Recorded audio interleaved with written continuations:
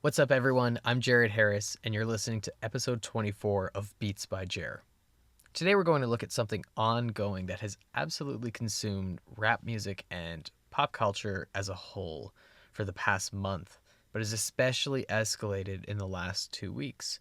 Today, we will be looking at the continuous feud between Kendrick Lamar and Drake. This beef naturally has its roots within the last decade. By the time we reach the end of this episode, it is incredibly clear that these men have no love for the other, but was originally sparked by Kendrick Lamar's feature on Future and Metro Boomin's Like That. Since then, it has escalated where it has entirely hijacked my socials and has consumed my mind. It's been an incredibly overstimulating period, and with the surprise drops, particularly from Kendrick, it is safe to say that numerous workdays have been entirely disrupted and derailed by the conflict going on by two people that I have never met. Since March 22nd, a total of 10 songs have been dropped, 8 of which appeared in just the last 2 weeks. For those who haven't been following along, it can seem overwhelming to jump into this now for a number of reasons. For starters, there's a lot of background tensions that each player is bringing to the game, and then of course you need to contend with the fact that this beef is not centralized on a single platform. Some songs have been released on streaming services, others just on YouTube, and a few just on various social media platforms. On top of this, over a month in, 10 tracks deep, much of the live reactions, whether they be from other rappers, the industry, or from fans in comment sections, have been buried. It is hard to find fresh opinions, live opinions, on these tracks that are not supported by what has emerged since their initial release. I spent much of the last week reading through an obscene amount of comment sections, Reddit threads, articles, lyrics, and listening to podcasts simply so you don't have to. I also want to give a shout out to my friend Dadbod the Storyteller, an artist from Sudbury, Ontario. He shares my level of excitement for Kendrick, and whenever there's a new drop, we are constantly bouncing ideas and reflecting on the lyrical depth and nuances, trying to get to the greater meaning out of every song, sometimes even line by line. We've discussed this a lot, and it's been a fantastic way for me to develop my ideas with his enrichment, along with giving me a chance to just totally word vomit them his way before refining them for you. I wasn't kidding. This has been all-consuming, and I still remain overstimulated by every development.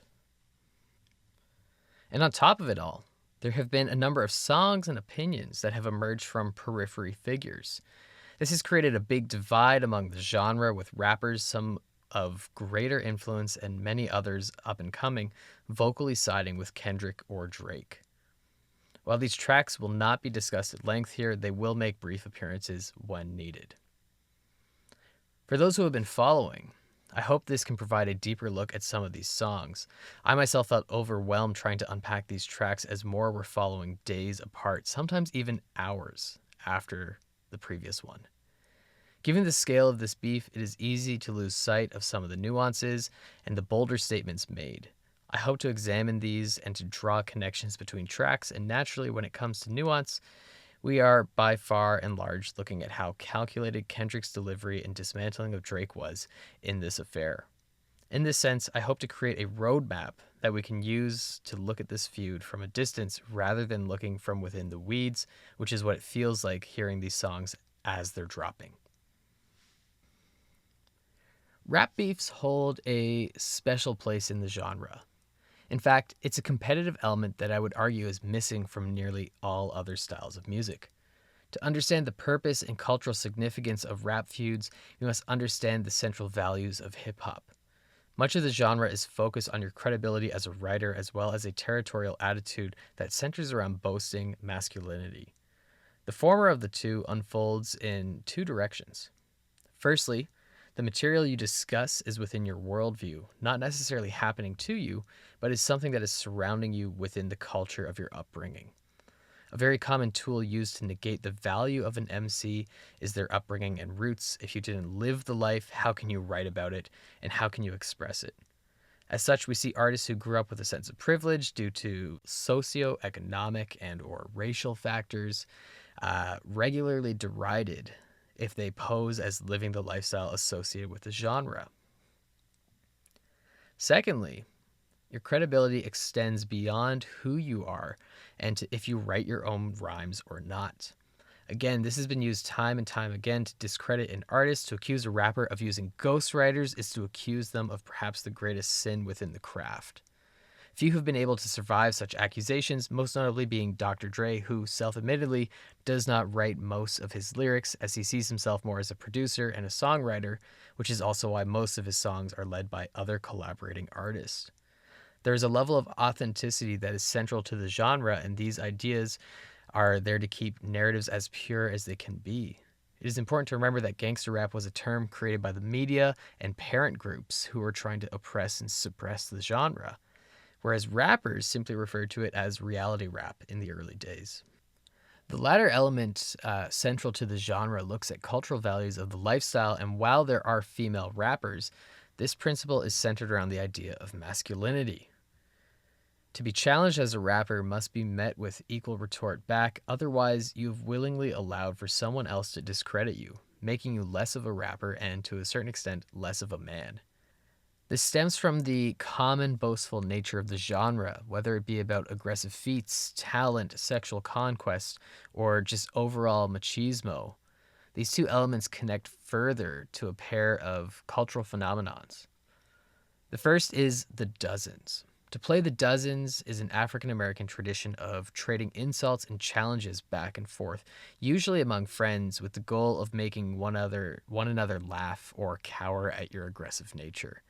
A direct example of this and how it plays into hip-hop can be heard in the intro of Wu-Tang Clan's Method Man, where the titular hero goes through the dozens with Raekwon. The dozens evolves then into the second example of battle rapping. Similar to what you see in 8 Mile, this is less about feuding, but rather going toe-to-toe with another MC and trading rhythmic disses back and forth against each other. Like the dozens, this has been seen as a sporting event, a means of demonstrating skill while also honing your rhymes, freestyle, and delivery, but there remains an aspect of blood sport to it. There is a history of competition through cultural norms within hip-hop, leaving the next step forward to be feuds between rappers in which they challenge or disrespect one another through songs. The most prolific example of these are conflicts between Tupac and the Notorious B.I.G., Jay-Z and Nas, and Ice Cube and NWA. All of these examples saw high-profile artists arguably at their peak going head-to-head with differing issues, but almost all stem, one way or another, back to the idea of demonstrating your dominance over the other. By all standards, what has gone down between Kendrick and Drake has the makings to stand alongside the biggest and most prolific feuds the genre has seen. To be following this as it's happening, to be engulfed within it, feels to be seeing a monumental cultural movement forming right in front of me. The long-standing background elements to this beef is largely, at least to the public eye, built on a competitive rivalry. Kendrick Lamar is among, if not the most prolific rapper of our time, whereas Drake is the biggest commercial rapper of our time. Both got their start around the same period, Drake releasing Thank Me Later in 2010 and Kendrick Lamar dropping Section 8 the following year. Drake would even bring Kendrick out for his first ever tour. Furthermore, Kendrick would invite Drake to be featured on Poetic Justice, a song from 2012's Good Kid, Mad City. Since then, things have been murky.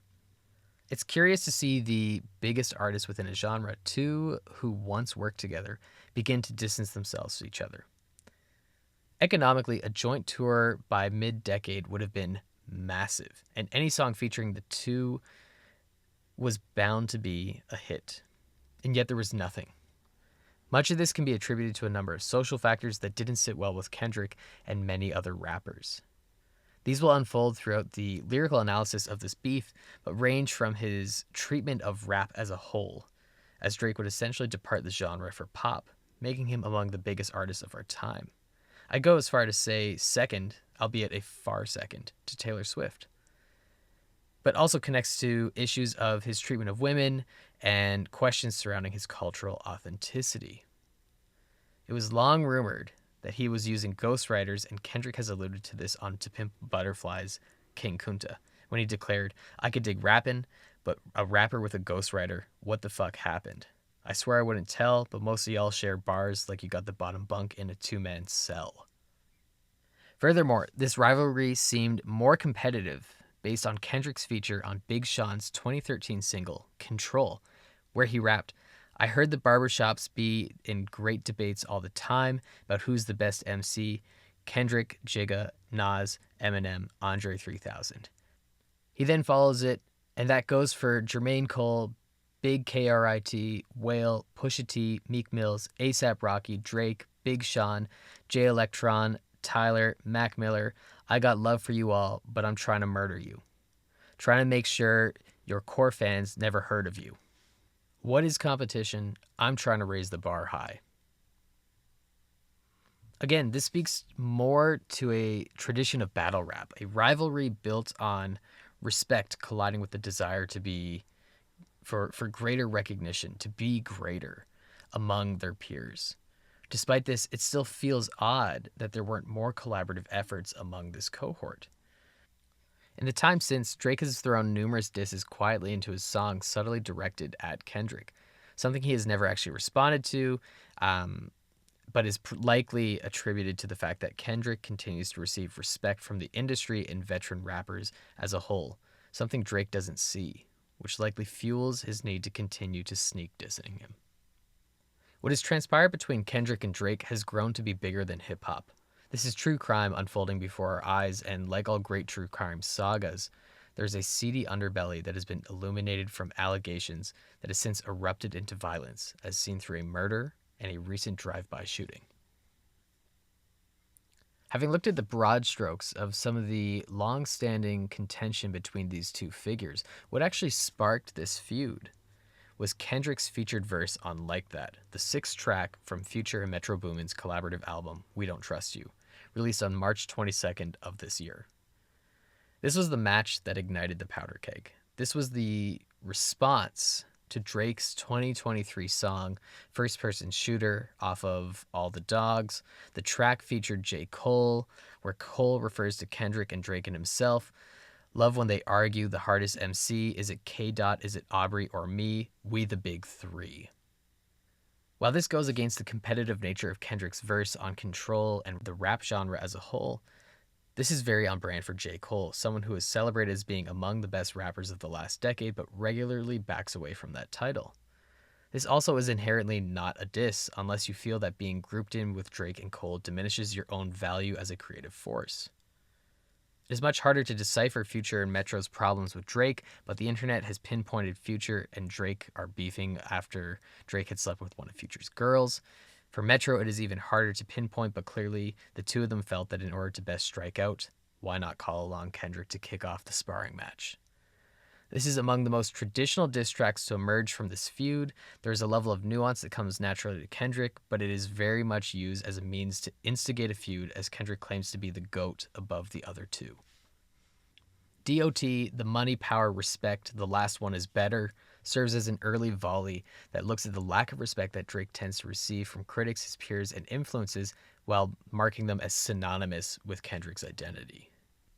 He addresses Cole with a pair of lines. The first, "Let's get it up, it's time for him to prove that he's a problem," speaking to Cole's reluctancy to make a play for the title himself and just stoking that competitive nature, trying to push him to respond and rise to a challenge. And the second, "If you walk around with a stick, it ain't Andre 3K," speaking to comparisons Cole sometimes gets to Andre 3000 and how he's not worthy of these. His verse comes to a point of climax with the most direct line, one that is delivered so powerfully with the beat dropping out for the second half of the line, "Motherfuck the big three, it's just big me." What makes this so powerful is how you don't need to know anything about any of the players in the game to hear this as anything but a lyrical aggression against everyone else. Additionally, he closes his verse with a reference to Stephen King's Pet Sematary. That's a K with all these nines. He's going to see Pet Sematary, which speaks to a few things. A K or AK could be a reference to an AK-47 among 9mm, commenting that Cole and Drake are outgunned, or K could be a baseball reference for a strikeout, almost saying that they had the chance to kick this off themselves on first-person shooter, but struck out. The Stephen King reference speaks to a haunted burial ground in which things return to life, but in a lesser and more disturbed form, which feels as though that Kendrick thinks that his like that verse could be the killing blow, and if either Cole or Drake react, they will be returning as lesser forms. There are two more lines worth investigating. The first comes in the middle of the verse, fuck sneak dissing, first person shooter, I hope they came with 3 switches. Switches is slang for beats. And in this line, Kendrick is further stoking the flames, calling for all following diss tracks to be set over 3 beats, challenging the opposition lyrically and creatively. Kendrick's forthcoming Euphoria and Drake's Family Matters would follow this idea, which looks at the line almost as though it was Kendrick setting the terms for the competition. The second, Prince outlived Mike Jack, is a powerful blow against Drake. In this, Kendrick puts himself in line with Prince as a visionary artist who challenges the genre and seeks to elevate rap with his work. He had previously made this comparison on a remix of Future's famous Mask Off. By likening Drake to Michael Jackson, he admits that Drake is a massive hitmaker and among the biggest of our time, but remains far less innovative as an artist. This could also, however, be seen as a comparison between the two figures and their alleged predatory behavior, something which will further come to light as this progresses. As I previously mentioned, a number of periphery characters would rear their heads in. The most creatively vital, however, throughout this entire feud is Kanye West's remix of Like That, which sees the rapper claim he can't even think of a single Drake line. This lyric goes especially hard when you discover that Kanye has previously written lines for Drake, implying that if Drake has anything classic to his name, it's not his. From a production value, the song feels like it could have been pulled from Yeezus, which should spark us all to call out for the old Kanye. 2 weeks later, on April 5th, Cole would fire back with 7-Minute Drill, the final song on his most recent album, Might Delete Later. The track speaks to Cole's reluctancy to even engage in this as he struggles to reconcile who he is against the expectations of the culture. There's some solid lines in here, like, you fell off like The Simpsons, and later rapping, I was trailing right behind and I just now hit mine. Now I'm in front of that line with a comfortable lead. How ironic, as soon as I got it, now he wants something with me. And lastly, referencing the Control verse by stating, boy, I got here off bars, not no controversy. He goes on to prove his street cred, the rap beef ain't realer than the shit I see in Cumberland, while critiquing Kendrick's slow outpour of music, he averaging one hard verse like every 30 months or something. While I disagree with this line, it is the most interesting in the entire song as it further connects this beef in the lineage of some of the greatest feuds, Jay-Z and Nas. Jay would famously attack Nas with a similar line on Takeover off of 2001's The Blueprint, which goes, one hot album every 10-year average. I felt this was a really creative way to demonstrate that these feuds are, in fact, a part of the culture of the genre, and also in a great way that Cole is connecting himself to Jay-Z and also paying respect to Kendrick by comparing him to Nas, who, despite the sound of Jay-Z's attack, is one of the most respected figures in the genre. 7-Minute Drill, however, came under massive criticism for a set of lines that attacked the quality of Kendrick's work.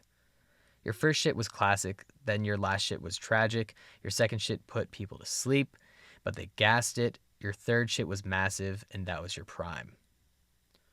To Pimp a Butterfly, Kendrick Lamar's second album, is widely agreed to be among the greatest albums to emerge from within the genre. To claim it as overhyped and boring felt like too much of a stretch, even for Drake and Cole's supporters.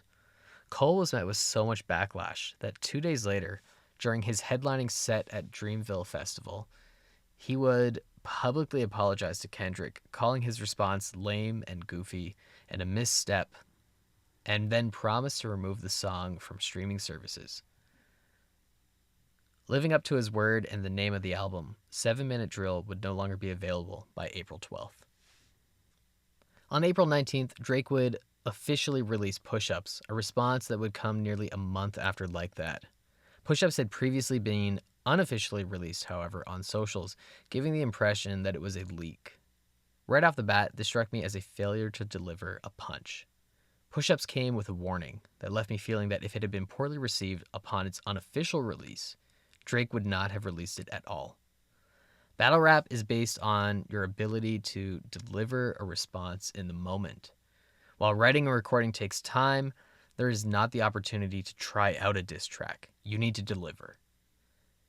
I wasn't bothered that it took nearly a month. I was bothered by the initial unofficial launch.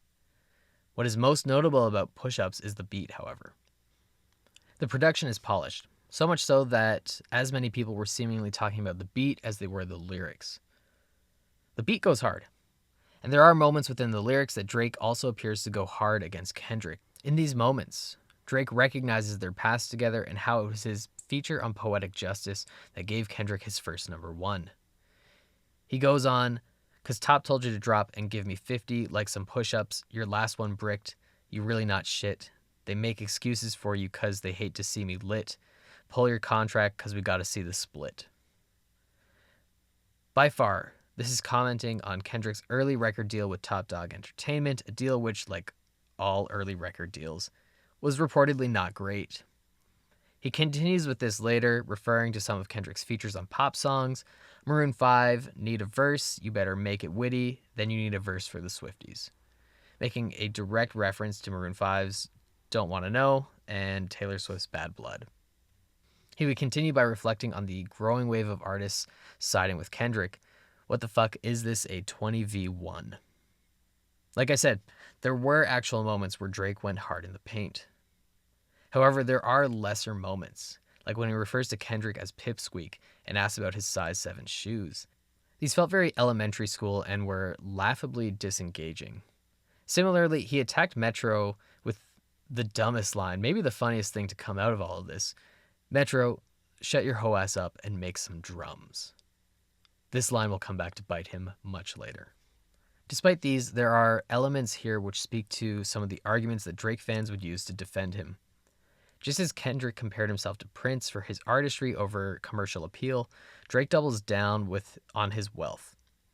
By asking to see his splits, he's asking to see how much Kendrick makes for his work compared to that of his label.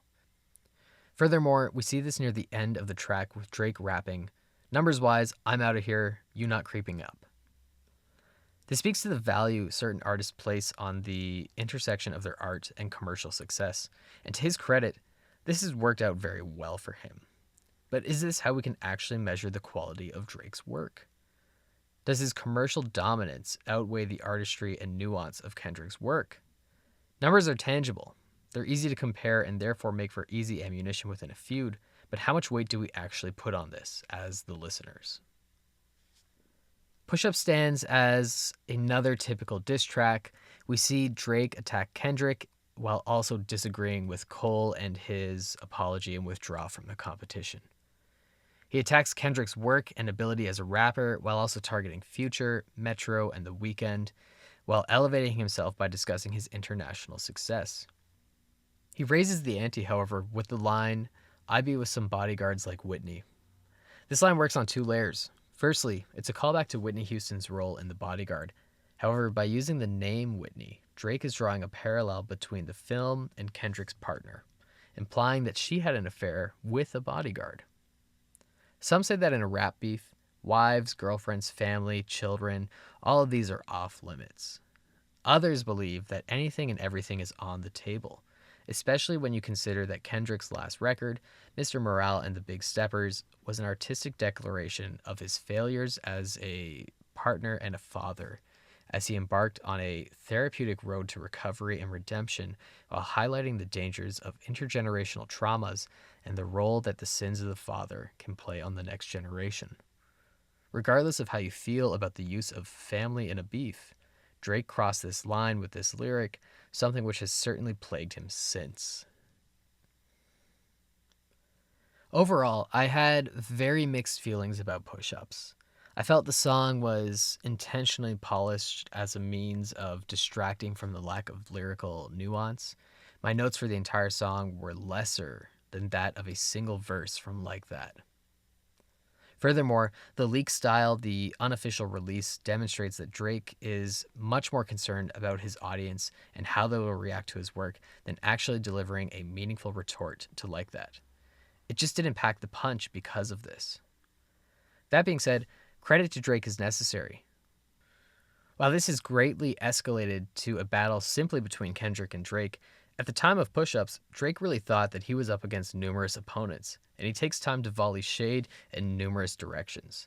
Despite my mixed feelings surrounding push-ups, this was, by and far, Drake's greatest contribution to this feud, and ironically, it would be the song that would unleash Kendrick on him relentlessly after invoking Whitney's name.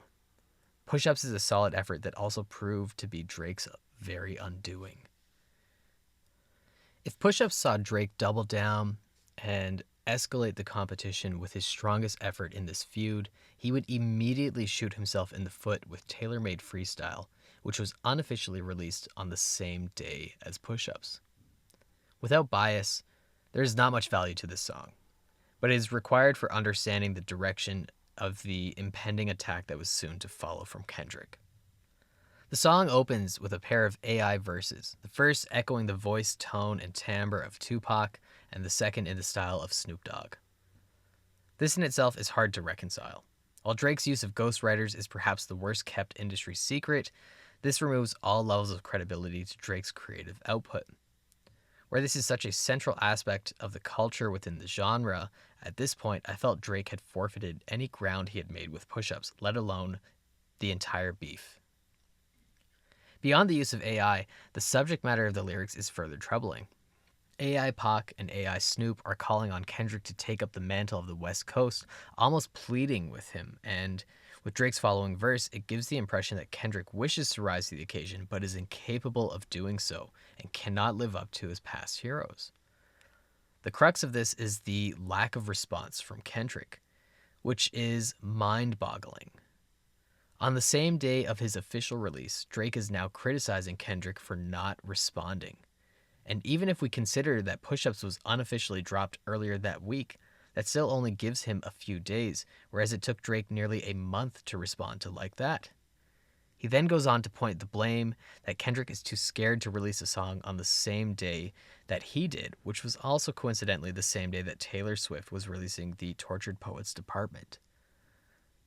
Like I said, if you can get past the AI, the logic to this response is incredibly flawed, and if anything, while removing a level of credibility to Drake, only stoked the anticipation for Kendrick's response. In the wake of its release, the Tupac estate threatened legal action for the use of Pac's likeliness. They gave Drake 24 hours to pull the track or face legal action.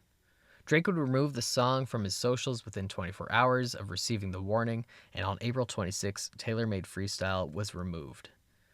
This would be used as fuel among Drake's audience, with people assuming that Kendrick suggested to the Pac estate to pursue legal options, while other rumors suggest that he sent goons to pressure them into it. There is no evidence that has been presented to suggest this, and these theories ignore the most obvious answer.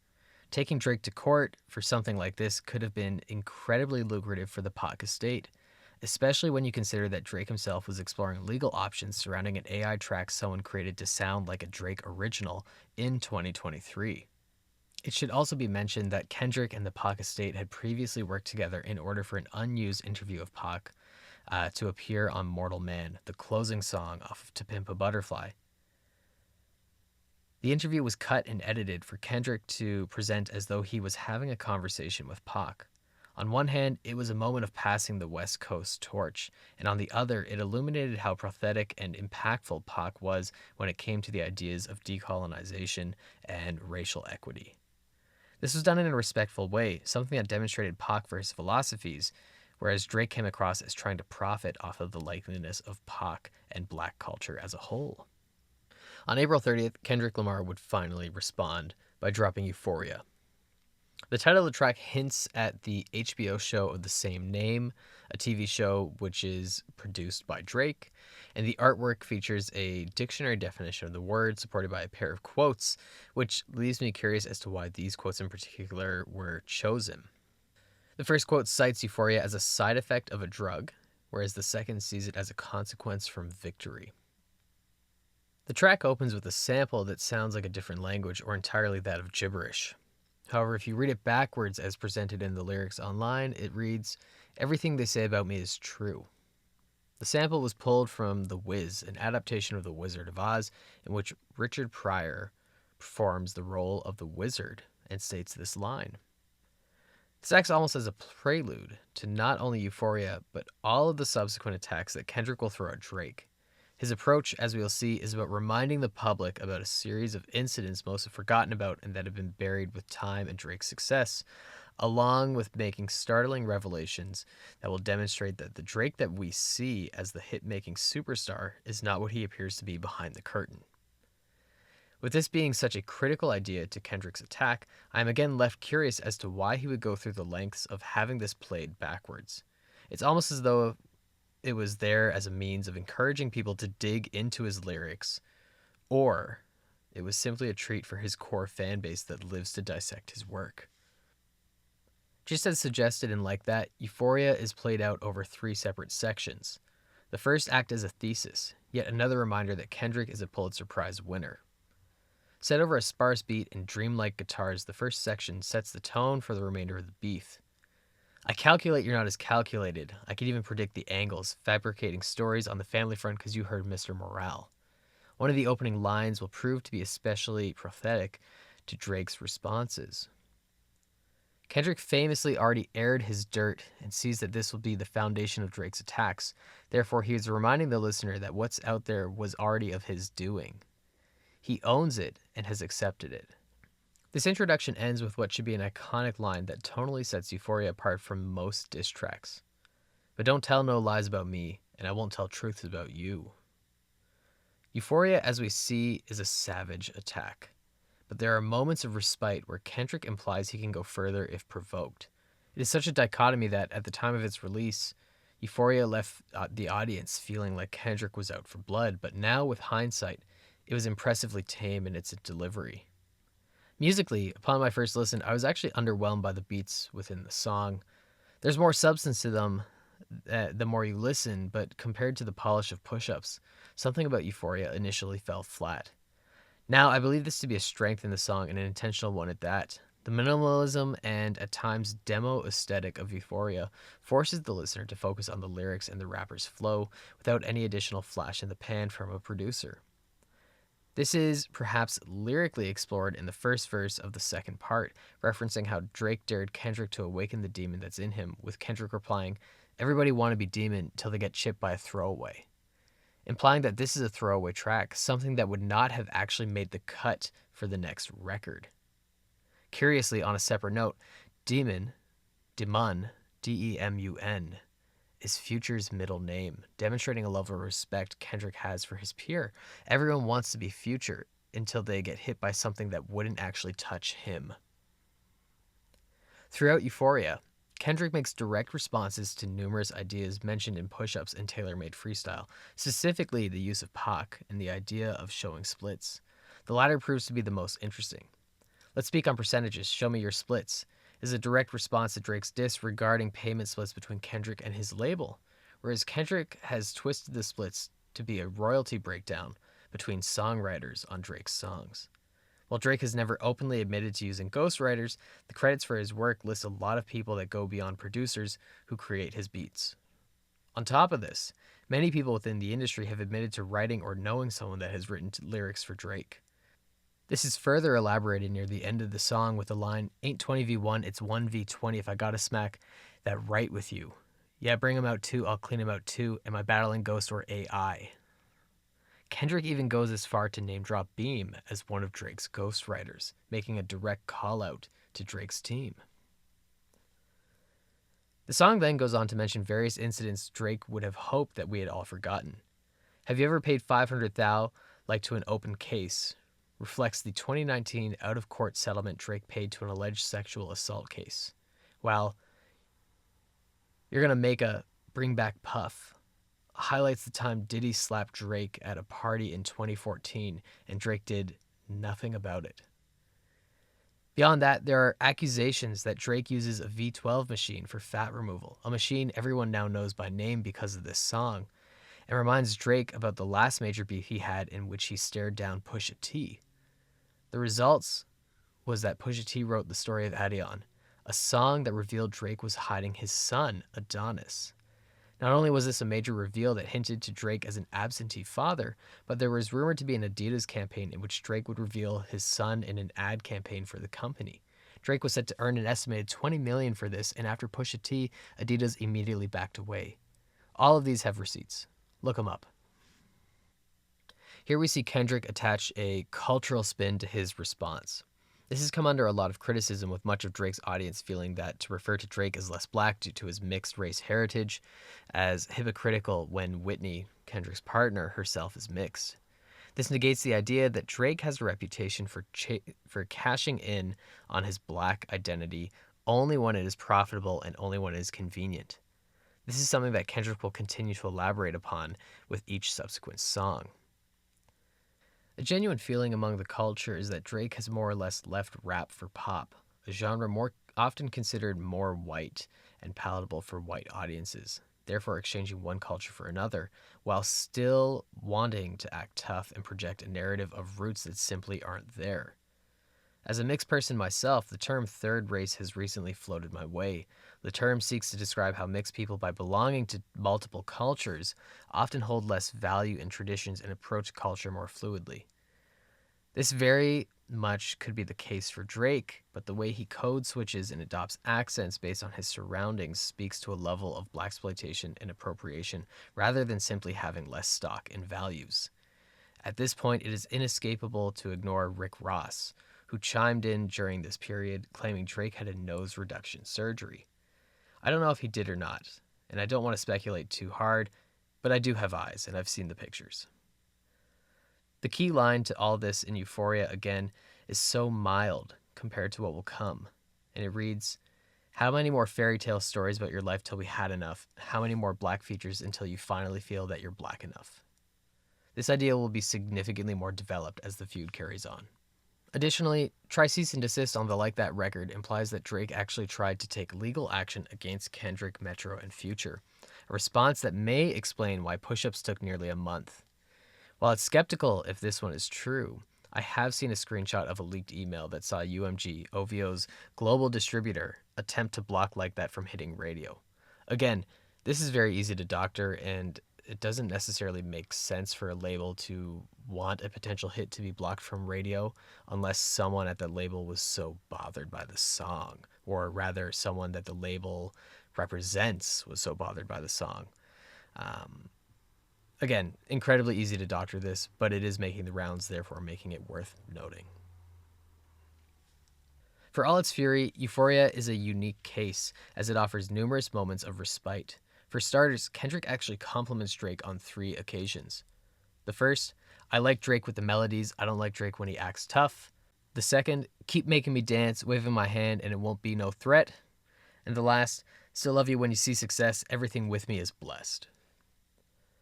In addition to this, there are 7 moments where Kendrick offers warning shots, threatening to go further only if provoked.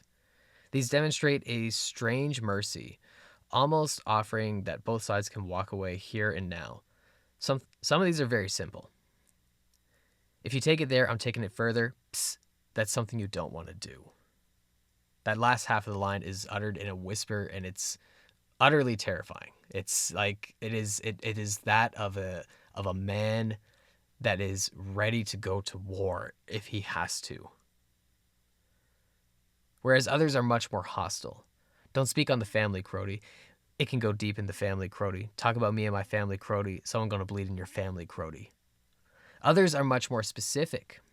"I make music that electrify them. You make music that pacify them. I can double down on that line, but spare you this time. That's a random act of kindness." This line led fans to believe that had Kendrick not demonstrated restraint, pacify would have developed into a variation of pacifier. making this line the closest thing to actually connect Drake to his alleged sexual misconducts. One final piece that sees Kendrick offer to return this to a friendly competition. Yeah, Cole and Aubrey know I'm a selfish. The crown is heavy. I pray they my real friends. If not, I'm YNW Melly. For reference, YNW Melly is currently on trial for double homicide. He then follows this line with, we ain't gotta get personal. This is a friendly fade. You should keep it that way. Here we see a level of escalation, but at the same time, the desire to keep this going at a level where both artists can kind of reevaluate where they're headed rather than pushing forward at an even more escalated pace. Keep the beef going, keep this competition going, whether it's friendly or not, but do so at a much more manageable level before someone is forced to say something incredibly damaging to the other. Euphoria is a 6-minute and 24-second song that wastes not a single moment. Every line is delivered with purpose, and most extend to additional meanings through references and the use of literary devices. It is a masterclass lyrically and marks the final moment where Drake could have walked away relatively unscathed beyond his ego. Despite this, we see Kendrick attack him on all fronts, as a rapper, as a songwriter, as a black man, as a father. It remains a biting attack, but as we'll see, mild compared to what was to follow. By defying convention on the traditional diss track, Kendrick has raised the bar for this style, making Euphoria among the best rap has actually seen. On the morning of May 3rd, Kendrick would follow Euphoria with another track that is even less conventional of a diss track. 616 in LA was unofficially released just on Kendrick's Instagram, perhaps done so to mirror Drake's approach to following his official song with an unofficial one on socials. On a similar note, the lo-fi alternative groove of this song was produced by Jack Antonoff, the producer behind the last 7 Taylor Swift albums. You could say 616 in LA was tailor-made. Jokes aside, I sincerely wish that this one was on streaming platforms, as this is an absolute gem. The beat is super unique. It gives a lo-fi 90s vibe, and Kendrick lets it lead with a lyrical flow and features a sample of Al Green's What a Wonderful Thing Love Is. It's very De La Soul. It's very A Tribe Called Quest. It's such a unique tone to hear a new hip hop song that feels like it's from 30 years ago like this. Once again, though, with the lo-fi simple beat, the minimal use of sampling, this allows for the lyrics to be the focus rather than the work of Antonoff. Again, not pitting producer against producer, but rapper against rapper. The title of the track has led to much speculation as to what it could be referencing. 616 marks Father's Day this year, which would see Kendrick double down on the catchy Nothing About That refrain from Euphoria, where Kendrick declared Drake to be morally bankrupt and therefore incapable of instilling morals, discipline, and values in his son. 616 in 1971 also marked Pac's date of birth, while in 1994 it marked Nicole Brown's funeral, and given the song was posted with an image of a glove, there was enough to make an OJ connection, which may further speak to the idea of a celebrity enjoying freedom despite their crimes. Doubling down on the Euphoria connection, though, the HBO show premiered on 616 in 2019. Removing it as dates and looking more biblically, something that Kendrick has done in many of his lyrics in the past, Revelation 6:16 reads, "They called us to the mountains and the rocks, fall on us and hide us from the face of him who sits on the throne and from the wrath of the Lamb." Ephesians 6:16 reads, "In all circumstances take up the shield of faith, with which you can extinguish all the flaming darts of the evil one." Regardless of meaning, the use of a timestamp is something Drake regularly does when titling his songs, making this an intentional infringement within his territory.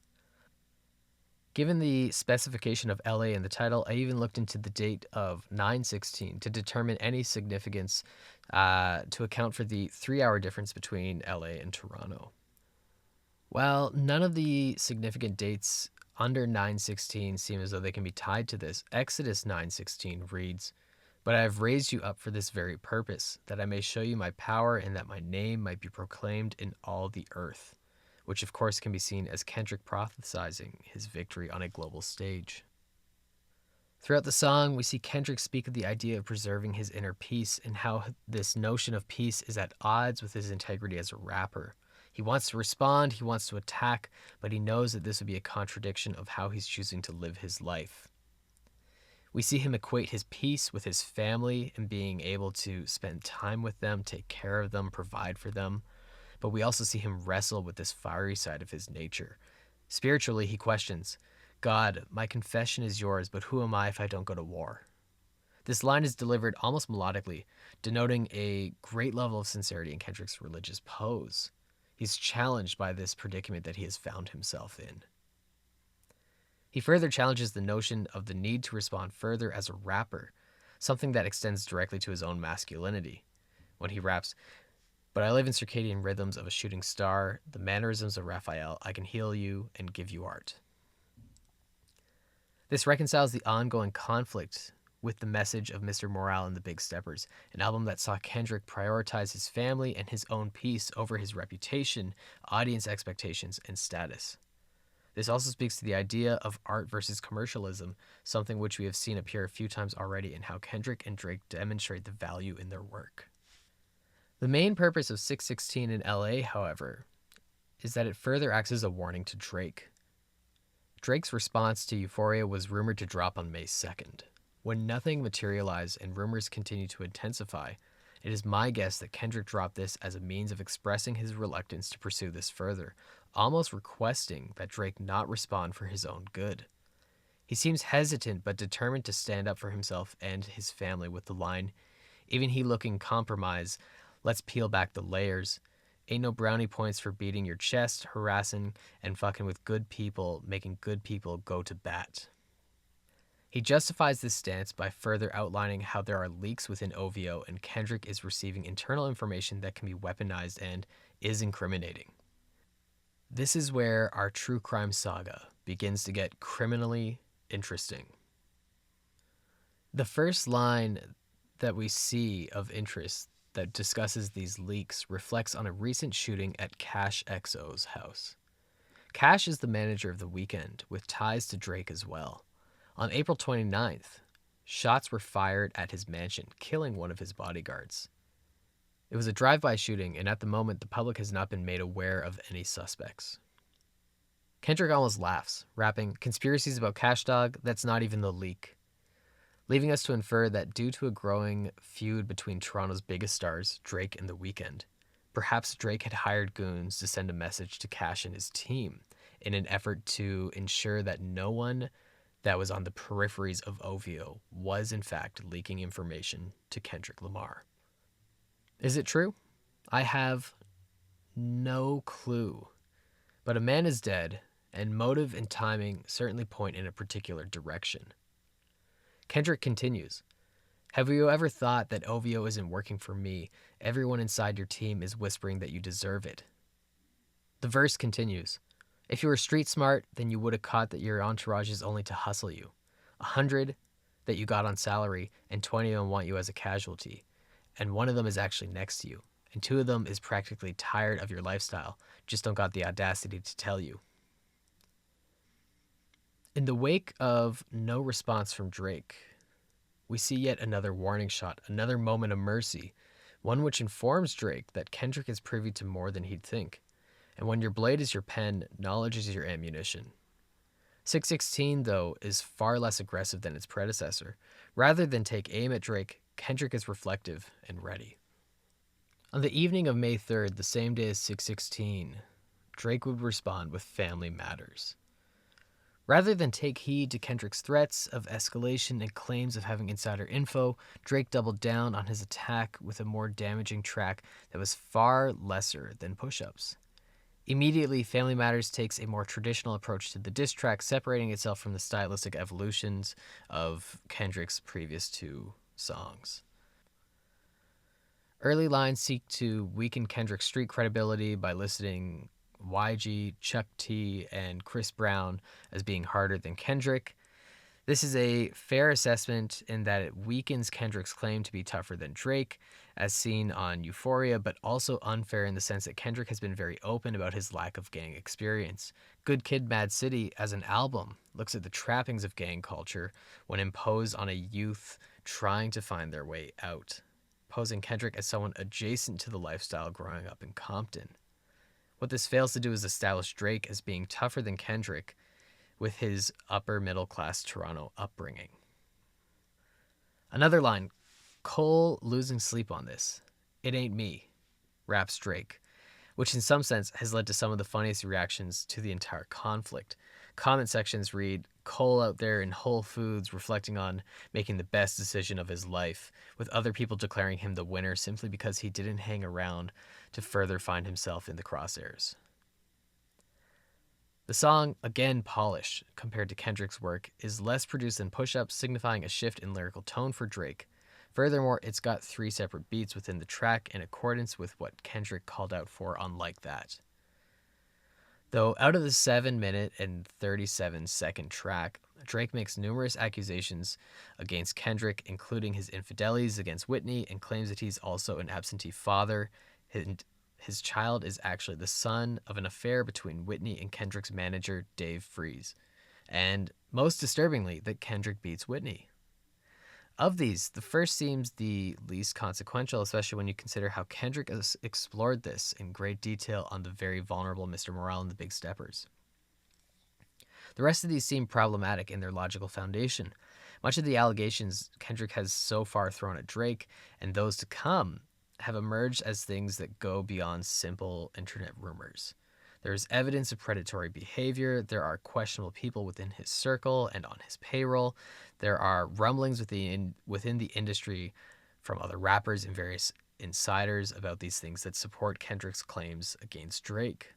While that does not, of course, equate proof, it certainly substantiates these to a degree.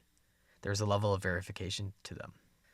The Dave Freeze and Whitney claim seemingly comes out of nowhere. Even still, no new information of this has come forward from anyone. The most damaging of these Drake raps, when you put your hands on your girl, is it self-defense because she's bigger than you? Again, the short jokes really feel like elementary school playground remarks. They almost like put gloves on these damaging accusations. Like they just don't reconcile, I think, with the gravity that Drake is playing with. But this one, of course, is, if true, terrible. This one, however, does stem out of a previous allegation, making it shaky but the most credible of Drake's retorts. In 2014, there was an alleged incident where Kendrick hit a woman, and he addressed these claims shortly after on The Breakfast Clubs with Charlemagne. While denying it, he seemed truthful, and given the honesty in his work, given that no other evidence or narratives or industry whisperings have appeared, this feels questionable. Additionally, Whitney's brother has shared support for Kendrick on Twitter. Furthermore, I will double down on this argument simply because Drake continues to ask Kendrick to prove his own claims. To not provide your own receipts while asking your opponent to prove their allegations is the weakest form of deflection. It feels hollow. It feels without ground. You could even argue that Mr. Morale, whether this is true or not, bought Kendrick a sense of verifiability. He released an entire record discussing his failures as a partner, as a father, his infidelities. One of the most vulnerable rap records ever made. And in being so honest, I think that there is a trend within the audience of this feud that we don't want to turn a blind eye to these allegations, but they are founded on less reliable ground than what Kendrick has and will throw at Drake. Again, incredibly terrible if this is true, but not much else has come out of this one since. Additionally, Drake chooses the role of the victim, which is very un-hip-hop of him, with the line, "We could have left the kids out of this, don't blame me." While Kendrick certainly instigated this feud with Like That, his initial aim was at Drake, not his family. This feels like Drake is trying to seize the narrative and paint him as the less aggressive of the two parties. The first person to evoke family, however, was Drake. It's fallacies like these that weaken his attack, making for a far less compelling diss. Furthermore, the continuous short jokes are just weak. These bars go over Kenny's head no matter what I say. Trust, nothing Drake could surmise is going over Kendrick's head. Nothing on this track should go over your head either. Where Family Matters continues to lose points is in its sprawling nature. Drake is still taking aim at the likes of Metro, Future, and The Weeknd. As a result, his delivery feels less focused, like he's spiraling rather than concentrating his attack where necessary. Future, Metro, The Weeknd, Rick Ross, and so many others who have publicly sided with Kendrick may be the opposition, but they aren't where the fight is at. In doing so, Drake feels like he is constantly reacting rather than leading the charge, rather than dictating terms or making a lead over Kendrick. Family Matters feels as though that he is in a constant state of reacting. In addition to this, unlike Euphoria, which sees Kendrick utilize every moment, every phrase, every bar to the fullest potential, there is a lot of filler on Family Matters. This song has no business taking up anything more than half of its length. Not all that much is said, and Drake's lyrics are much more surface level, which works when establishing credibility and making allegations that stand for their shock value, but when compared to the lyrical gymnastics of Euphoria and 616, it's hard not to feel the lack of depth behind Drake's messages. The strongest aspect of the track was the music video, which included 2 visual messages that were stronger than the lines itself. The video opens with a red Dodge Caravan being towed through Toronto, where it ends up at a junkyard and is slowly and climactically crushed. The minivan is synonymous with Kendrick as it was the album artwork for his breakthrough album, Good Kid, Mad City. Not only was the van important to the imagery of the record, but most of the album sees Kendrick crossing the city of Compton with his friends in his parents' van, engaging in breaking and enterings, avoiding the police, and general youthful trouble that eventually culminates in the tragic death of someone in his crew. Watching the van slowly get crushed sent a powerful message. Secondly, the latter half of the video sees Drake at Toronto's New Ho King. The independent restaurant located at Spadina and Queen was referenced by Kendrick in Euphoria, where Kendrick claimed, "I be at New Ho King eating fried rice with a dip sauce and a blammy crody." The way he said this felt as though he was challenging Drake to come meet him so that they could settle this face to face. This can either be seen as an aggravating challenge or as a means of de-escalating the beef through conversation. In Family Matters, the music video, we see Drake at New Ho King with Kendrick nowhere to be seen, demonstrating in a visual way Drake's eagerness to rise to Kendrick's challenge. Where the video outshines Drake's lyrical delivery, it is hard to agree with his audience that claim he has won this round. The video is inseparable from the song and certainly enhances it through the visual medium, but this would be the equivalent of claiming he won off the work of a producers for their beat. Beyond the less than verifiable allegations thrown at Kendrick, there isn't much to justify a 7.5-minute runtime for Family Matters, especially in the wake of Euphoria and 616. Points should also be awarded to New Ho King, who have now seen over 300% increase in business in the last 2 weeks. If you're also wondering why Kendrick would specify this restaurant in particular, it goes back to 2009, where Drake was allegedly robbed at this location. The alleged perpetrator of the robbery was found dead not long after, leading to suspicions of Drake's involvement in violent crimes and potential gang affiliations. Drake closes the song by claiming he's going on vacation, which feels like he's backing out entirely. What he had hoped, I assume, to be the mic drop moment that he needed to prevent further rebuttal, instead came across as a retreat, a weak way to close out the round. Some 30 minutes later, Kendrick would immediately respond with Meet the Grams. The timing of this speaks to the methodical nature of Kendrick as a writer. Meet the Grams was primed and ready to go, Kendrick with his finger on the trigger should Drake ignore his past warnings. On the note of methodology, there is a trend we see in Kendrick's responses that each lyrically builds upon the last. Ideas that were introduced in Euphoria will continue to appear here and later in more developed fashions. The pacing of his work is exceptional. Once again, this is what happens when you pick a fight with a Pulitzer Prize winner.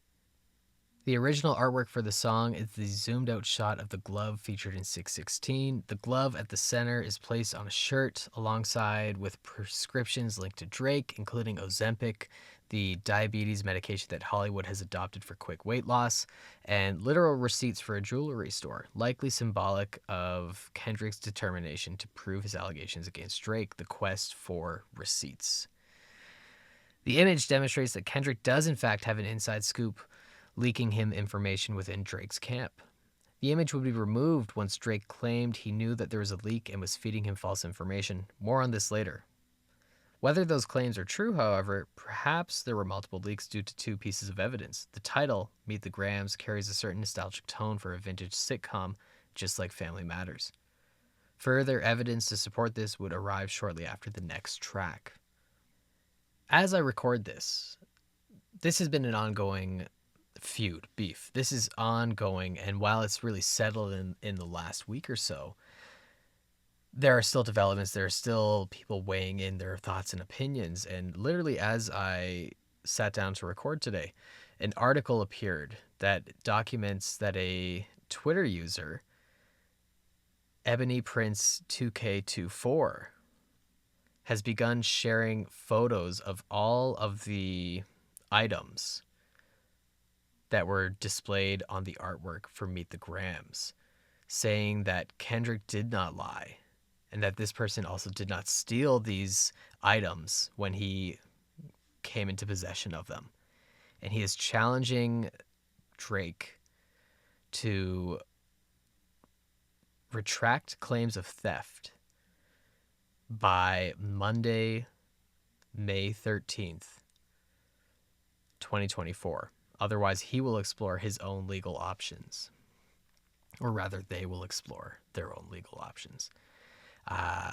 This was posted with a video of the items on a table. The video then pans out. You see the entire thing and looks out and you see the Toronto skyline outside this person's window. Then they shared a video of Drake, which looks like he's in maybe a hotel, hallway, lobby, something like that, disposing of these things, stating Jimmy Brooks would not have been proud of you that night. Jimmy Brooks, of course, being the character that Drake played on Degrassi.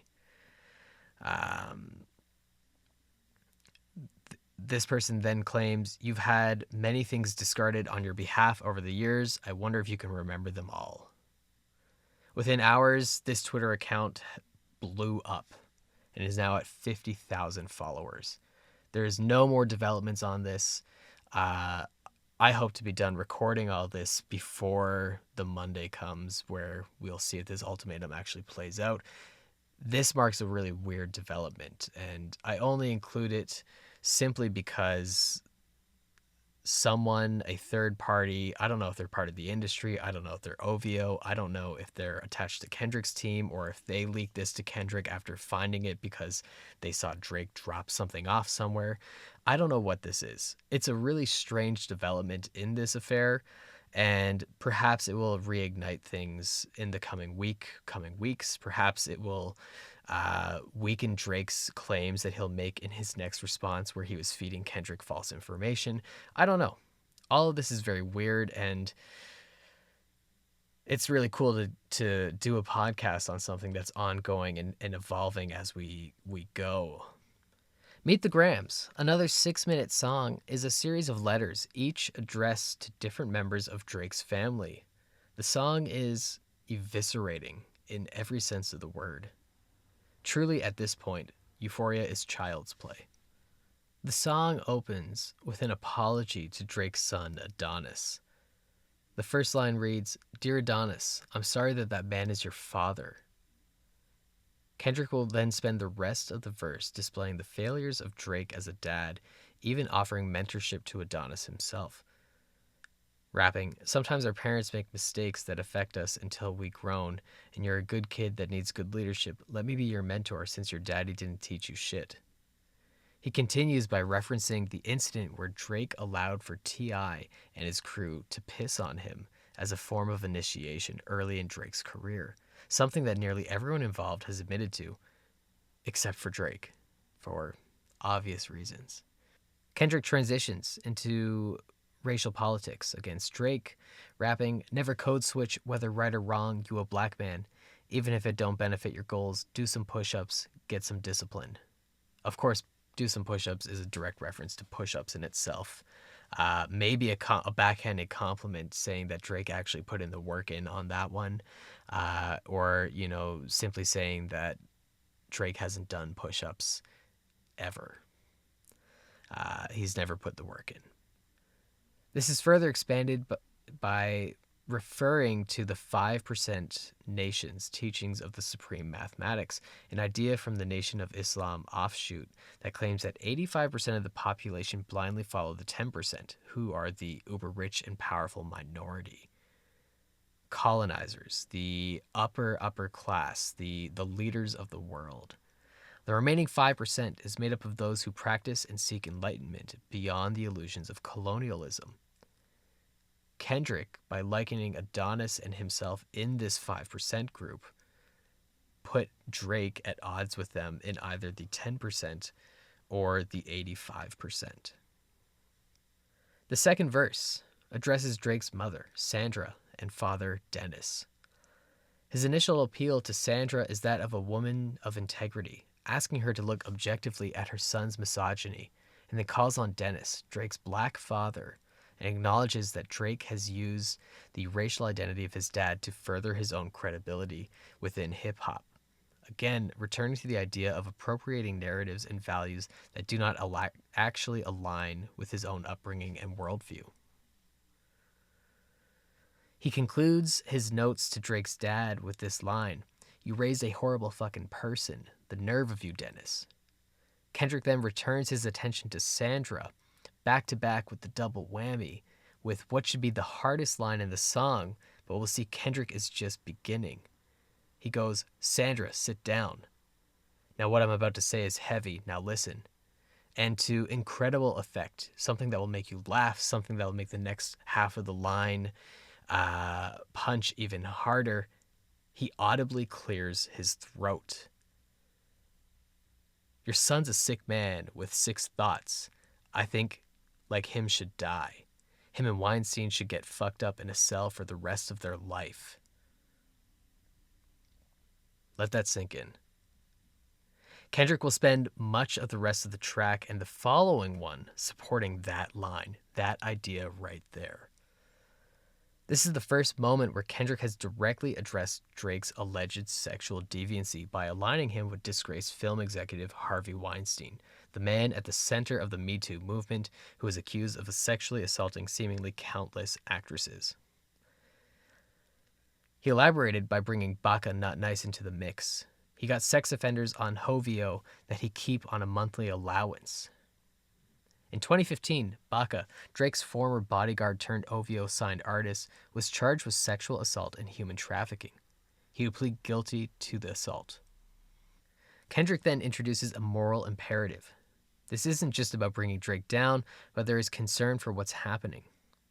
By the idea of having children compromised, specifically Adonis, by being within this environment, and he's calling for the embassy, Drake's Toronto compound, to be raided by the law and encouraging anyone with a family in the entertainment industry to stay away. This last idea suggests that not only are there people like Drake within the industry, but the industry rewards people like him so long as they are successful. There is a level of culpability within the entertainment industry that allows for this to exist so long as the money keeps flowing.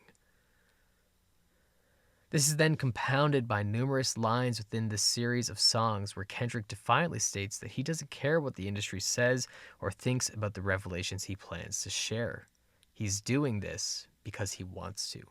Partially because he started this with Drake, but partially because it feels like the right thing to do. The third verse is among the most questionable, as we will reveal soon. Kendrick writes to an unnamed child, Drake's unclaimed daughter. For those who remember Pusha T's Victorious, The Story of Adion, this feels like deja vu. Kendrick continues attacking Drake for his lack of parental involvement, trying to further the themes of misogyny, as those secret children are a result of disrespectful practices that harm not only the child, but the mother. Within the same breath, he dismisses Drake and attempts to absolve the child of the guilt she may feel. Should be teaching you timetables or watching Frozen with you, or at your 11th birthday singing poems with you. Instead, he'd be in Turks paying for sex and popping perks, examples that you don't deserve. I want to tell you that you're loved, you're brave, you're kind. Kendrick then continues to speak to the potential for children to influence parental growth, specifically citing his own revelations in connection to Mr. Morale. He concludes his verse with the following line, something that should, like the message to Sandra, should be the climax, but the track keeps growing.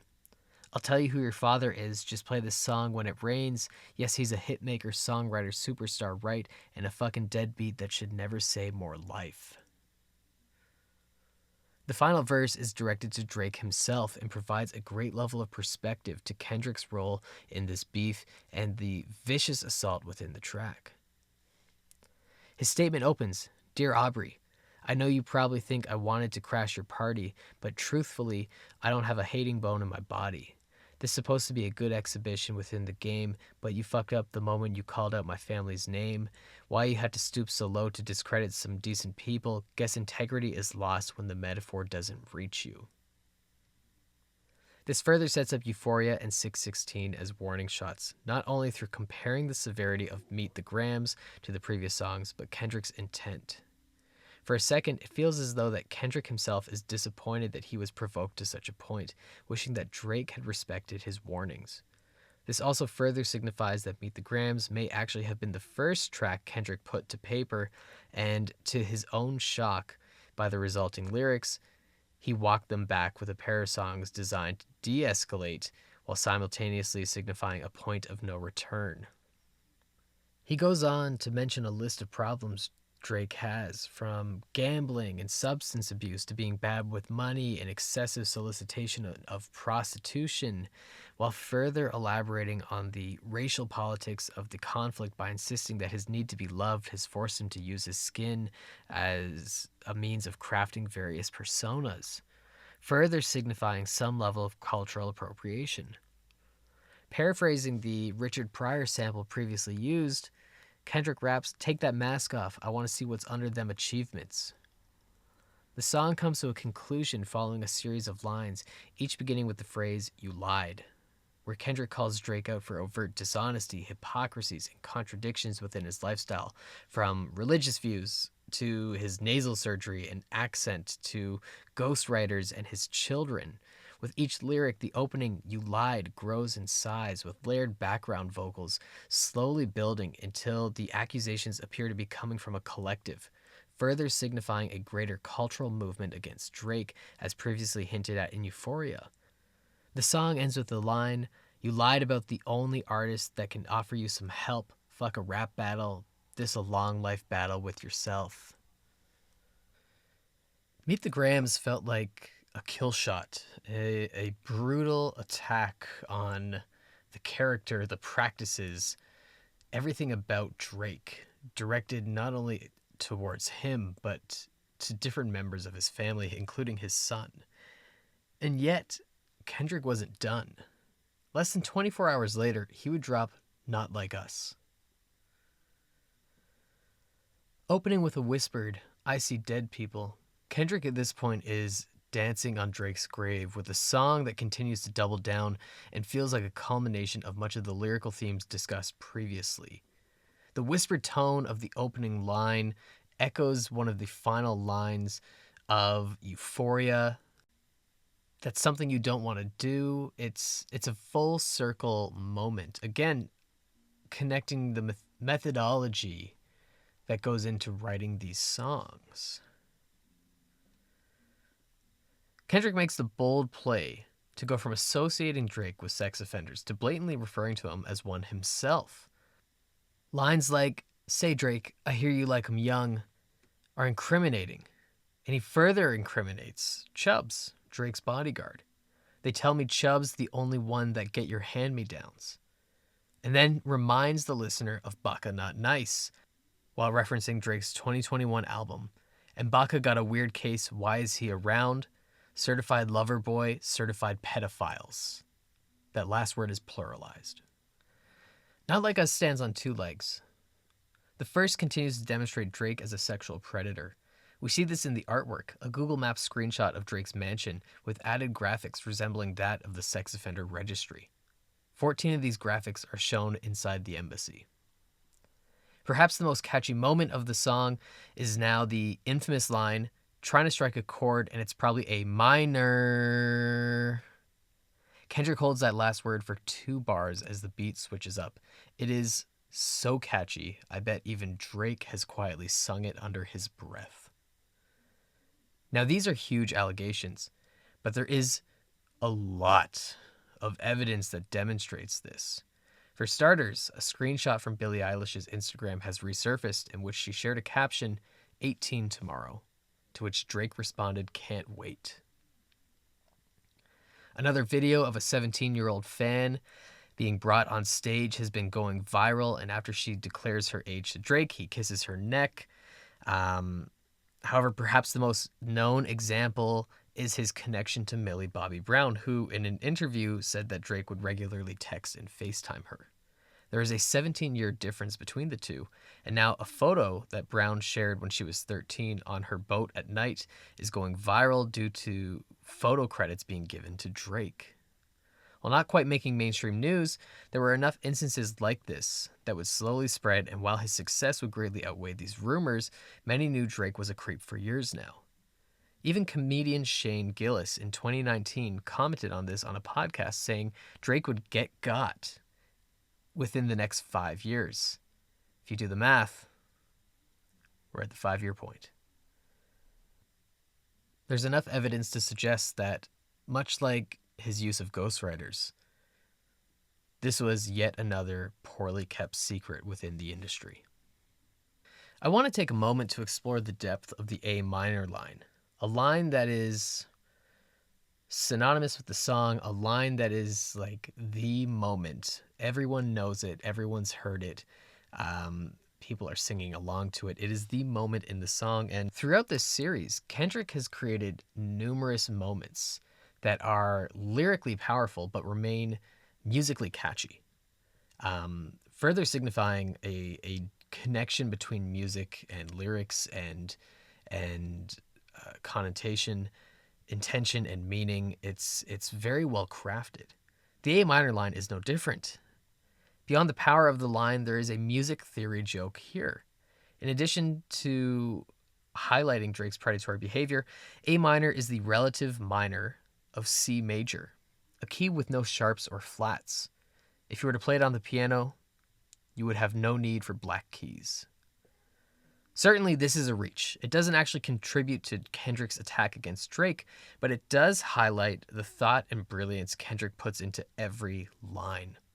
There is no need for a double entendre to fit with the A minor line. It soars for shock value alone, and yet room has been made for such a niche double entendre that perfectly connects 2 of the most central themes within Not Like Us. This takes us to said second theme, Drake's use of blaxploitation. This has been something Kendrick has discussed but had yet to fully flesh out in Euphoria, 616, and Meet the Grams. On Not Like Us, Kendrick likens Drake to that of a white slave owner in the mid-1800s. Once upon a time, all of us was in chains, homie still doubled down, calling us some slaves. Atlanta was the mecca, building railroads and trains. He then says Drake runs to Atlanta when he needs to check balance. This isn't about money, however, it's cultural currency, it's cultural relevancy. He then lists how, by associating with other rappers throughout his career, from Future, 21 Savage, 2 Chainz, and others, that Drake has profited, pilfered, and exploited a culture that he only uses to further a persona. He concludes, "You run to Atlanta when you need a few dollars. No, you not a colleague, you a fucking colonizer." That line is so incredibly crafted. The alliteration of colleague to colonizer, the connotation of pure to oppressor, that is brilliance in a single line. For all the excitement of the A minor line, this verse is where the true genius of Not Like Us stands. Here we see Kendrick make a clear connection between Drake's approach to African American culture as a means of profiteering with how European colonial powers created empires off the labors of enslaved African communities. This analogy is masterful and makes sense of the accusations Drake has faced about his use of black culture without having lived black culture. His approach is transactional, picking cultural elements necessary for his convenience, much like a vulture would, picking apart a carcass. Also worth noting is how this verse feels motivated by family matters, where Drake had previously rapped, always talking like you about to get the slaves freed, you just acting like an activist, it's make-believe. Remember, at this point in the timeline, we are less than 24 hours out from family matters. So either Kendrick was in fact receiving some truthful information from Drake's camp, discrediting the notion of a planted leak, or, Not Like Us was, most impressively, written and recorded in less than a day. A true response rather than something that was crafted and created and ready to go.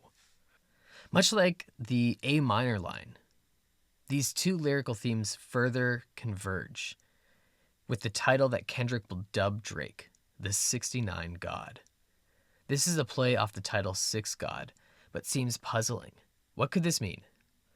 This is speculatory, but I believe that 69 God is Kendrick drawing a comparison between Drake and 6ix9ine, the infamous rapper who famously turned snitch to avoid jail time.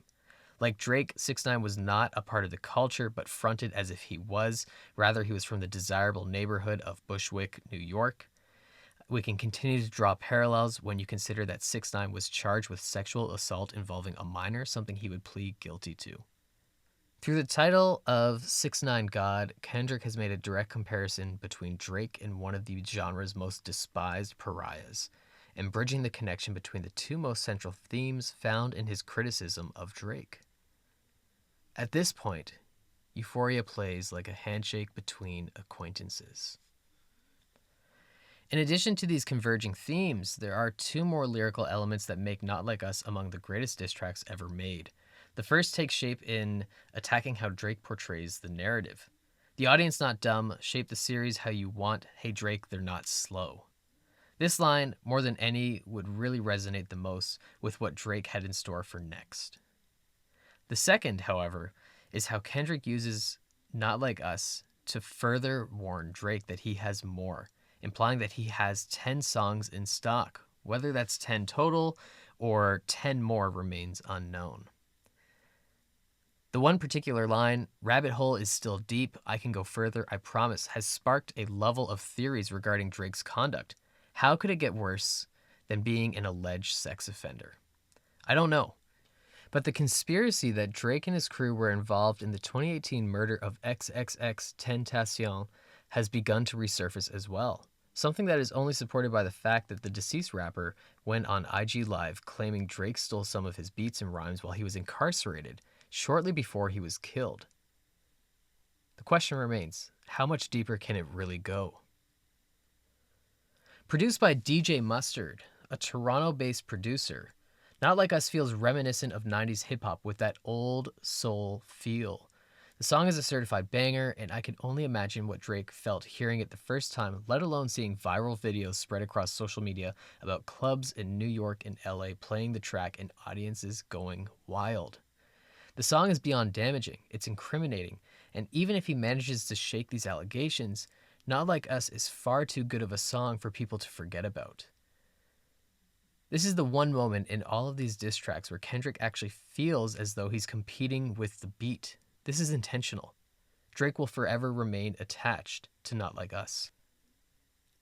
At the time of writing, Not Like Us is expected to be a #1 hit, and if it isn't, it's only because it was unable to knock Euphoria out of the top spot.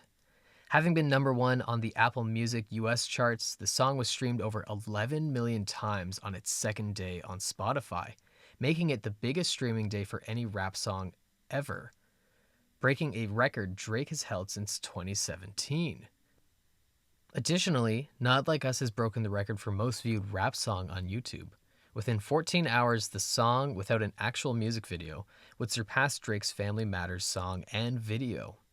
Given that Drake has used his popularity as a metric that he holds over Kendrick, referenced within the lyrics of Push Up and Family Matters, lyrics aside, by Drake's own standards, Not Like Us was a winning blow.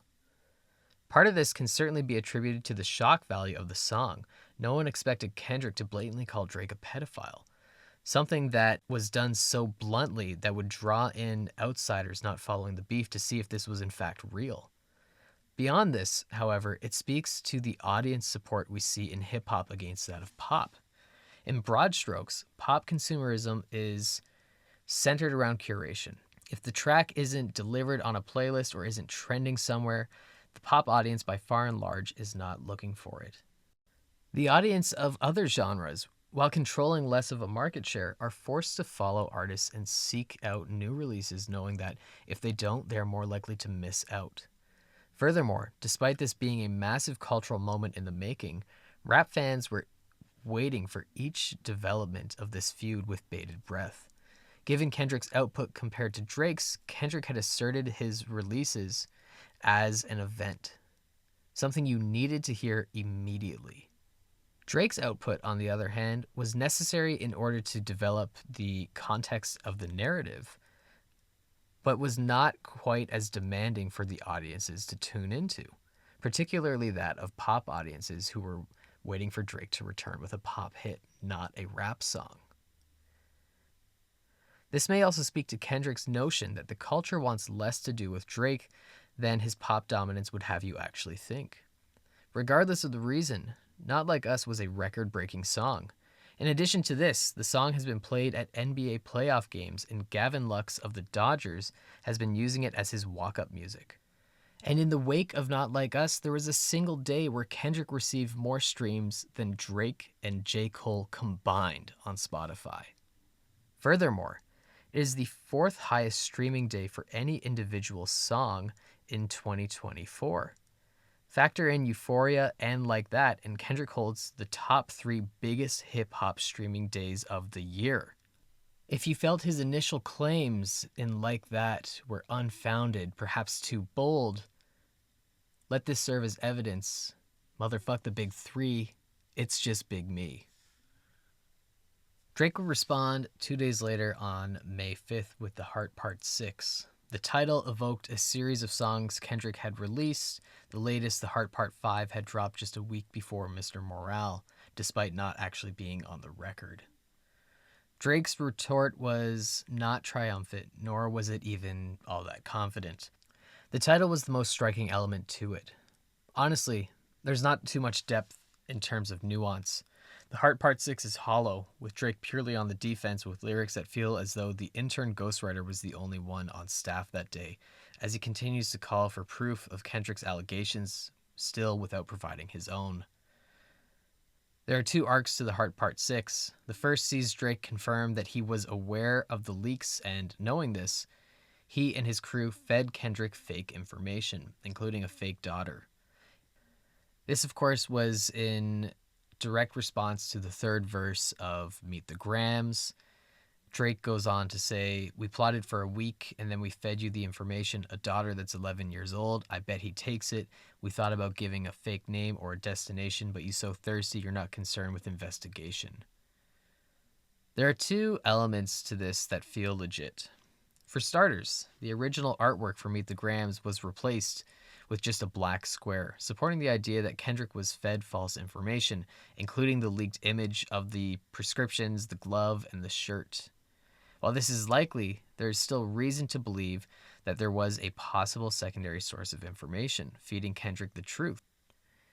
We see this in the title of Meet the Grams, released within an hour of Family Matters, almost as though Kendrick was intentionally parodying Drake's song, and additionally, Not Like Us, that was released within 24 hours of Family Matters, directly references various elements of Family Matters. This points to 3 options. Either the faulty leak was also providing some truthful information to seem more legit, or OVO had multiple moles, or Kendrick wrote and recorded Not Like Us within a day, all of which seem equally plausible. At this point, I would be remiss not to mention or not to bring up the recent Twitter account that has come up, Ebony Prince 2K24, and their ongoing demands asking for Drake to share the truth, claiming that the person behind the account did not steal the materials that would be used for the Meet the Grams original artwork, and that also asking for Drake to recant the statement that Kendrick had lied. This is still developing and leaves me incredibly curious. So stay tuned for that. Still, returning to the song itself, the way Drake denies having a daughter feels slimy. In addition to it being too reminiscent of the denials surrounding Adonis, the haha, I tricked you approach just isn't very compelling. I understand the need to capitalize on the fact that he did dupe Kendrick Lamar, if that is very much the case. However, this feels like denial. Despite my gripes with how Drake went about this, another idea that does in fact support that Kendrick was duped is the lack of reference to Drake as a father at all in Not Like Us. Almost as if when writing the track, Kendrick had discovered that he was fed false information. However, Not Like Us shines as a destructively scathing track, more so because of there being no mention of Drake's alleged daughter. Since my initial recording, much has developed with Drake's claims against Kendrick. Atlanta rapper Cooley Bravo has been making the rounds after revealing in an interview that Drake was looking for dirt on Kendrick and sought out people within his circle. Bravo admits that he believes Drake selected him over others due to his social following being greater than that of those actually closer to Kendrick than he was. Bravo continues that he only knows Kendrick through their mutual friend L, and then goes on to express that L has less of a following than him, therefore Drake had disregarded him. Bravo was offered $150,000 for information, and not having much, as he really is not all that close to Kendrick, he's on the outskirts of the circle, a friend of a friend, possibly of a friend. Bravo took the cash and lied to Drake's crew regarding Kendrick and Whitney. This was in the lead up to Family Matters, which further reduces the validity of his claims against Kendrick and resulted in a really big laugh for Bravo.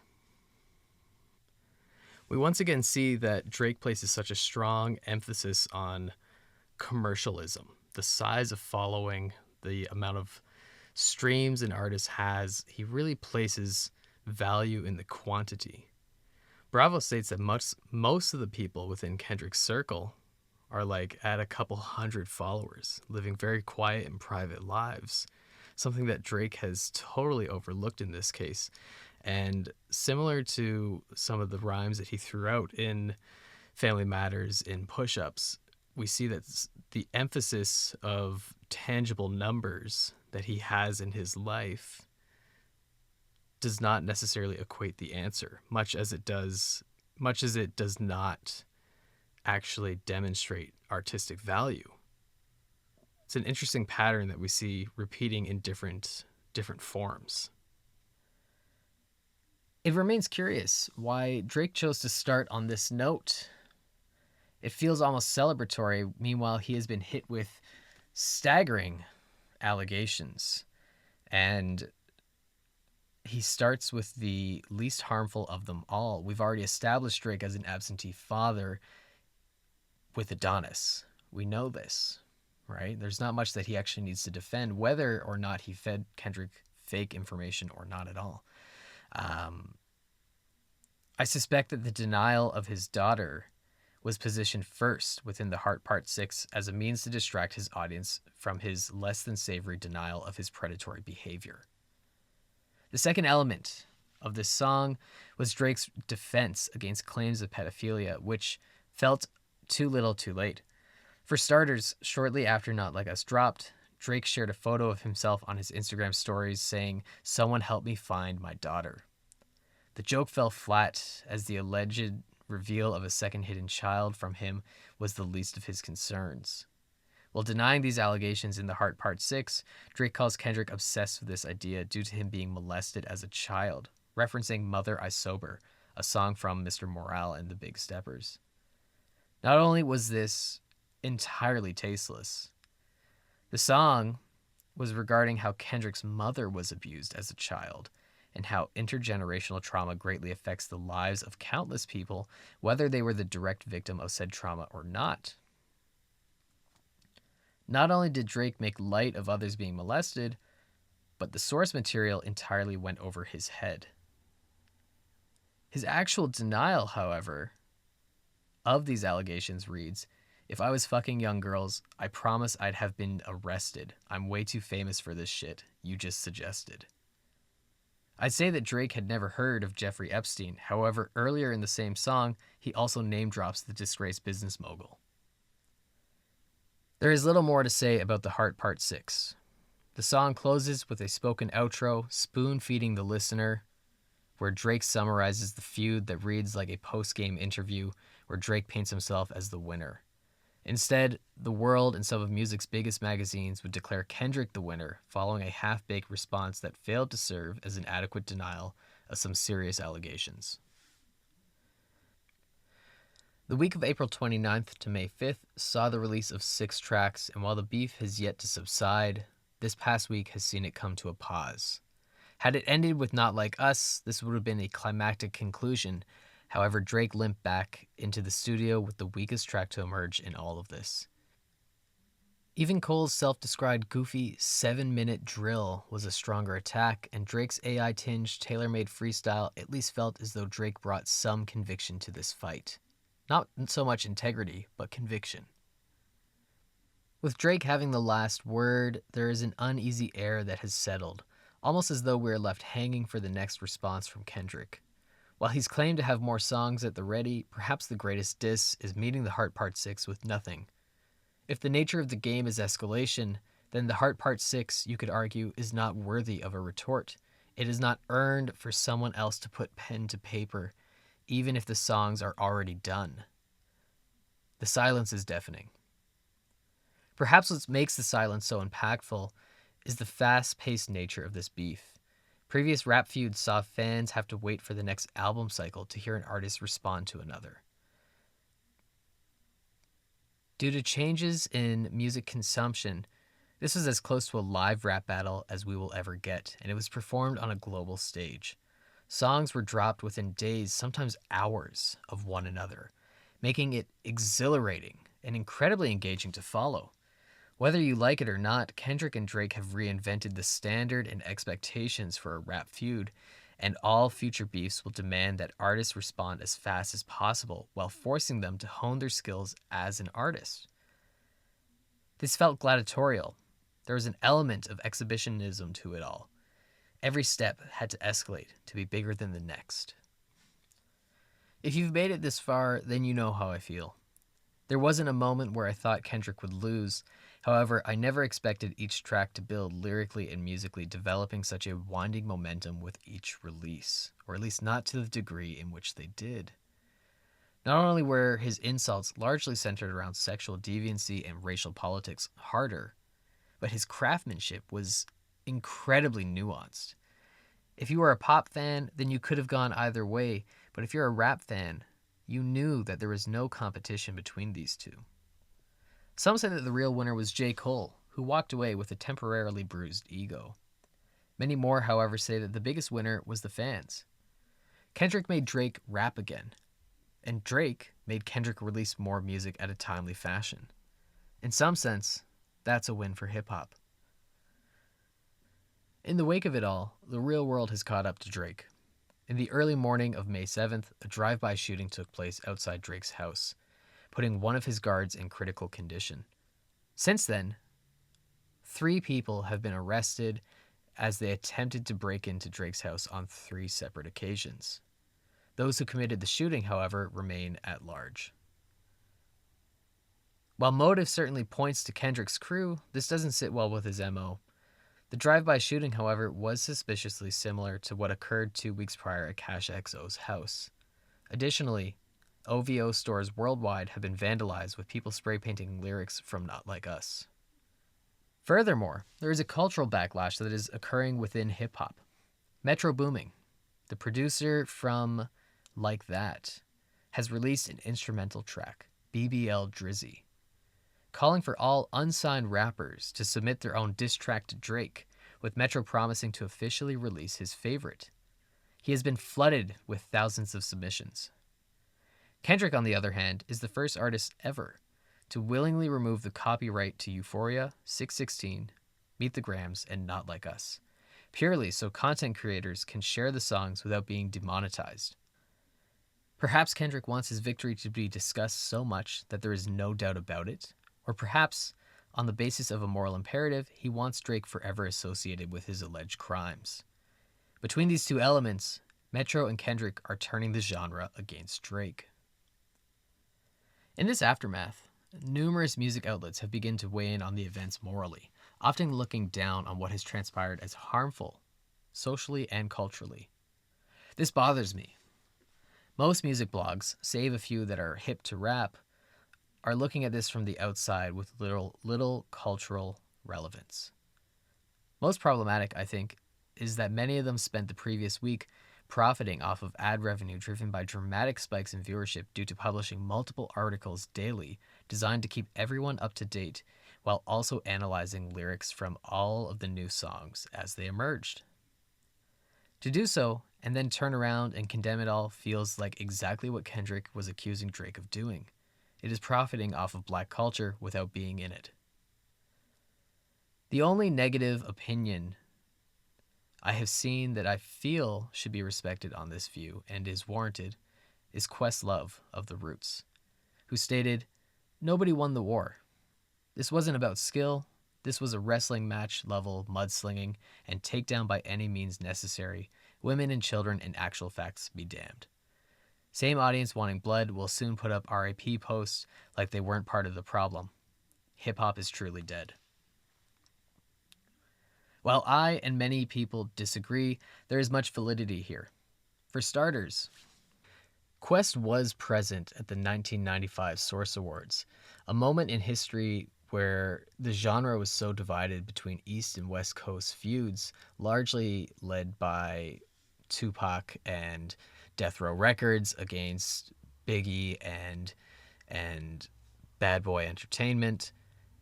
The event was plagued with an air of violence and was tumultuous at best. Questlove is a first-hand account of what happens when rap feuds go wrong, go beyond the song, beyond the studio. That being said, I think this is one of the most exciting moments to happen in the genre in years. And where blood hasn't been spilled, I think it's okay to say that. To his credit, however, women, children, and families were treated like pawns, used as collateral damage as means of furthering a greater plan, and there is still room for this to escalate beyond the music. Furthermore, while these feuds are some of the most synonymous elements of hip-hop, to view the genre through just that lens is to lose sight of the rich and intricate musical culture that is as nuanced as any other genre. Despite this, however, Questlove's sentiments feel unintentionally in line with the cultural trope of the angry black man. Black aggression, typically from males, is often used as a means of justifying cultural oppression. White society has used this as a tool to enslave, segregate, and discriminate against black people on the grounds of such aggression and in the desire to protect and preserve the peace of their society. As a result, the idea that is seen throughout black communities in an attempt to counteract the societal oppression is a form of catering to the opposite by villainizing anger themselves. There is no doubt that the idea of the angry black man has been weaponized against racially marginalized communities, but this in itself feels like artistic censorship from within the culture. Why, after all, should black artists be held responsible for how white communities respond to their work? While it is not as simple as that, and the cultural intricacies go beyond what we will discuss here, the idea of the angry black man is culturally damaging, but the idea of censoring artists from acting on these feelings in their work is as well. In the end, this has left us with more questions than answers. A lot of allegations were thrown in both directions, and I think we are left desiring the truth to these. I continue to disagree with Questlove. I think more people on both sides of this conflict are just hoping for the truth to come out. The notion of blood versus truth comes to mind with feuds like this. With streaming, hip-hop has far less localized than it once was. Unlike the days of Pac and Biggie, to diss Drake was not to diss Toronto. The culture has shifted, and through this, The genre has evolved, and so has the surrounding audience. Rap is pervasive throughout pop culture, now more than ever before, and with that comes a different understanding of these ideas. What certainly would have resulted in shots back in '96 has been replaced with a wave of people consuming music and lyrics, and in a greater dialogue, we're seeing people share their opinions on the matter alongside their decryptions of different bars. On the flip side, we are seeing evidence emerge that supports various allegations that have been made.